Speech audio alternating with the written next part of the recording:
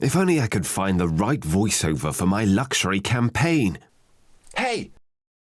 Check out this hilarious piece of content I've just found. Sleep isn't a luxury. It's essential. To be the best colleague, the best companion, the best worker, you need the softest of sleeps to get through your day. And for us, the choice is simple. For the serious sleeper, spare duvet in the second bedroom. Oh my God! I've found him!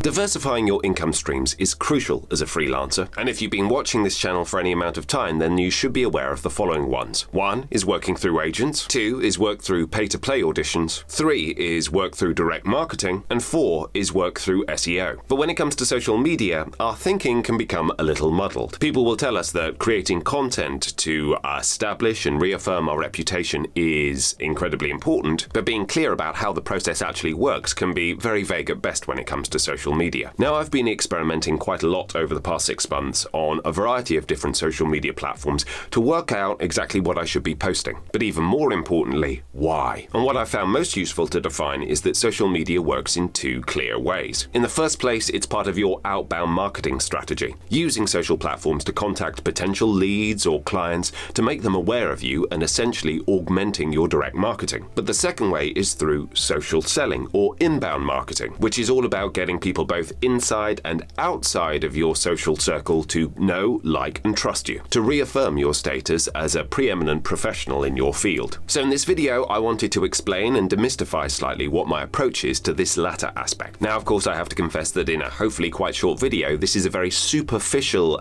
impression of what social selling actually is all about. You need to optimize your profiles on social media so it operates a bit like a website, so that you're as clear as possible about what your value proposition and services are. And you still need to incorporate essential things like calls to action and have a system of logging who is engaging with your content so you know how warm a lead could potentially be. So when we look at direct marketing, there are 2 very clear problems. The first is lead generation. You have to spend time actually identifying the people that it is that you want to reach out to contact. And then secondly, there's the nature of that contact. If you're reaching out to someone for the first time with no previous dialogue at all, then it's a cold contact, and therefore it's going to be more likely to bounce off someone than a warm lead. Now, these factors shouldn't be an excuse to not do direct marketing. It is something that takes time, but it's also the surest way of being able to build relationships with clients that are yours and not a platform's. But especially if you're a voice actor who's very familiar with commercial copy, you'll understand that people don't like being sold to.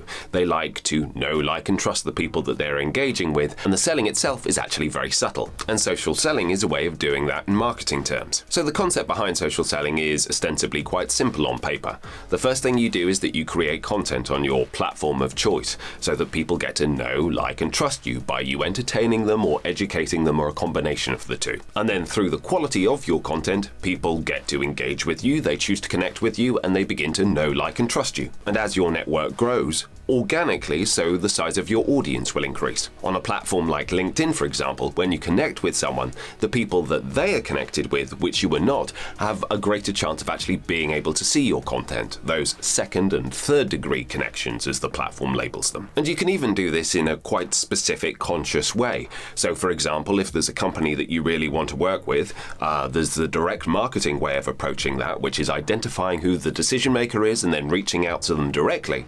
But an alternative way of doing this would be to connect with multiple people who are not decision makers, who don't deal with voiceover, for example, but people that you can connect with. And then through the process of connecting with these people and then creating content that they engage with, then the people who in that same company do make decisions about voiceover will start to see the content as well. So they'll begin to hopefully know, like, and trust you over a longer period of time. This then essentially becomes a social numbers game. The more people that are in your network, the more people that are engaging with your content, the more that there's a chance that you will come across the right person at the right time who may be thinking that they actually might need your service. And the crucial thing is that unlike direct marketing, you might not even know that these people exist in the first place. The crucial aspect to social selling that I really needed to get my head around is that you really need to think about the social as well as the media. So the media, to start with the end, is obviously the content that we create. In order to get as many people as possible to engage in your media, then you have to actively be social on these platforms. In other words, you need to engage, you need to offer a value, and rather than just saying, oh yeah, that's great, and throwing a few likes around, you need to start actually having conversations and bringing value to those interactions instead. And this is not something that's going to result in overnight success and immediate job offers, but it's something that, if done well, can really expand organically a network of people who potentially might be able to use you in the future.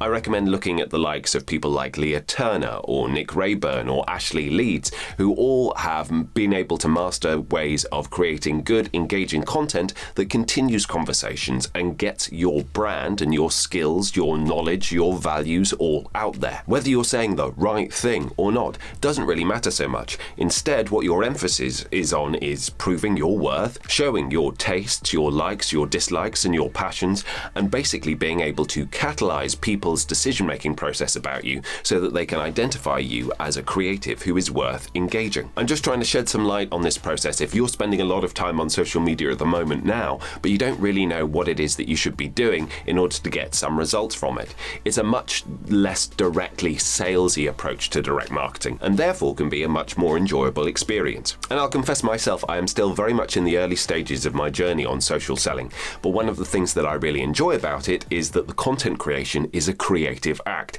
It's not just thumping out the same emails and giving someone a compliment. And it also doesn't work in isolation. If a particular piece of content that I create gets a lot of traction, then it's something that I can also incorporate into my direct marketing workflow. So as a follow-up email, for example, rather than just boring people with my availability or what microphone I use, which is all still kind of valid, but kind of what people are already doing in the space anyway. If your job is essentially to stand out, to add value, and to be memorable in some way, then actively participating in content creation is a great way of doing that. Being only 5 to 6 months into this process myself, I am seeing results, but I'll admit completely slowly, but they are happening. For example, a game dev posted a casting call which I was totally unaware of, but because people within my network knew me and know, like, and trusted me, they were in a position where they felt that they could recommend me because they thought that I fit the brief. And this resulted, without any audition, in a day's work on a title with the developer that I very much admired from playing his games when I was a boy. And this was only very possible through this inbound marketing method. It didn't involve me just reaching out at the right time and hoping that I'd be chosen. In a future video, I'm going to try and look at some of the different forms of content that you can make as a freelancer, as a voiceover artist, in order to be able to entertain and engage potential audience members. And that's going to both look at things that I'm doing myself and what I'm seeing that's effectively working that other people in the same space are doing.